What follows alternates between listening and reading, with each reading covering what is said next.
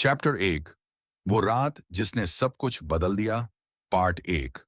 कुछ लोगों की किस्मत जन्म से लिखी होती है और कुछ की किस्मत एक ऐसी रात लिख देती है जिसे वो कभी भूल नहीं पाते। बारिश की हल्की हल्की बूंदें आसमान से गिर रही थीं। बिजली की चमक कभी कभी पूरे आसमान को रोशन कर देती, फिर सब कुछ दोबारा गहरे अंधेरे में डूब जाता। राजस्थान की सीमा से लगे एक छोटे से गांव में जिंदगी हमेशा की तरह शांत थी। कच्चे रास्ते, मिट्टी के घर, खेतों से आती भीगी मिट्टी की खुशबू और दूर मंदिर की घंटी की आखिरी आवाज। इसी गांव में रहती थी आया।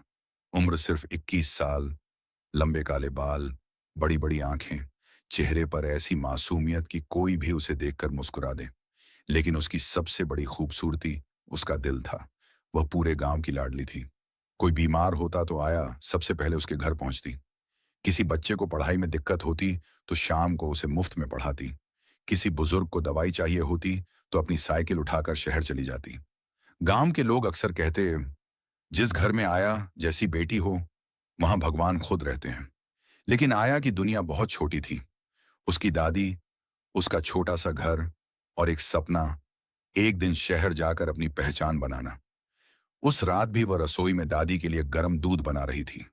दादी, दवाई खा लीजिए। दादी मुस्कुराई। तू पहले खुद खाना खा ले बिटिया। पहले आप? दोनों हंस पड़ी। उन्हें क्या पता था, यह उनकी आखिरी शांत रात थी। उसी समय गांव से लगभग 400 किलोमीटर दूर एक पहाड़ी के ऊपर काले पत्थरों से बनी विशाल हवेली। लोग उसे ब्लैक फोर्ट कहते थे। वहां बिना इजाजत कोई अंदर नहीं जा सकता था। मुख्य गेट पर दर्जनों हथियारबंद गार्ड खड़े थे। सीसीटीवी, स्नाइपर, बुलेट प्रूफ दीवारें। ऐसा लगता था जैसे कोई सेना का मुख्यालय हो। हवेली की सबसे ऊपरी मंजिल पर एक आदमी बड़ी खिड़की के सामने खड़ा बारिश देख रहा था। काला 3 पीस सूट, महंगी घड़ी और आंखों में ऐसी ठंडक जिसे देखकर अच्छे अच्छों की हिम्मत टूट जाए। वह था रुद्रांश सिंह राठौड़। दुनिया उसे एक बिजनेसमैन मानती थी। सरकार के रिकॉर्ड में उसके नाम पर कई बड़ी कंपनियां थीं, लेकिन अंडरवर्ल्ड उसे एक ही नाम से जानता था, द रडलेस किंग। वह आदमी जो अपने दुश्मनों को दूसरी गलती करने का मौका नहीं देता था। उसके एक इशारे पर पूरे देश में लोग गायब हो जाते थे। उसका नेटवर्क कई देशों तक फैला हुआ था। किसी ने आज तक उसकी असली ताकत नहीं देखी थी। तभी पीछे से दरवाजा खुला। उसका सबसे भरोसेमंद आदमी वीर अंदर आया। बॉस, रुद्रांश ने पीछे देखे बिना कहा। रिपोर्ट। जिस लड़की को ढूंढ रहे थे उसका पता चल गया है। कुछ सेकंड कमरे में सन्नाटा छा गया। रुद्रांश ने धीरे से अपनी आंखें बंद की। श्योर? 100%। नेम? आया। यह नाम सुनते ही रुद्रांश पहली बार पलटा। उसकी आंखों में एक अजीब सी चमक उभरी, जैसे वह कई सालों से इसी पल का इंतजार कर रहा हो। लोकेशन? राजस्थान बॉर्डर का एक छोटा सा गांव। सिक्योरिटी? लगभग ना के बराबर। वीर ने टैबलेट आगे बढ़ाया। स्क्रीन पर आया की तस्वीर थी। बारिश में भीगी हुई, चेहरे पर मुस्कान, हाथ में मिट्टी का दिया।